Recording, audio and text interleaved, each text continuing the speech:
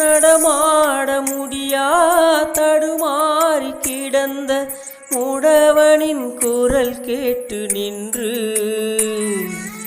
இடம் தேடி வந்து இதயத்தில் நொந்து நடமாட செய்ததாலே உந்தன் கால்களில் ஆணியோ அரசே, அதுதான் சிலுவையின் பரிசே. உந்தன் கால்களில் ஆணியோ அரசே, அதுதான் சிலுவையின் பரிசே. உருகாதோ நெஞ்சம் அவர்தானே தஞ்சம், உனக்காக பலியாக வந்தார். கலங்காதோ கண்கள் வழியாதோ கண்ணீர், கல்வாரி காட்சியை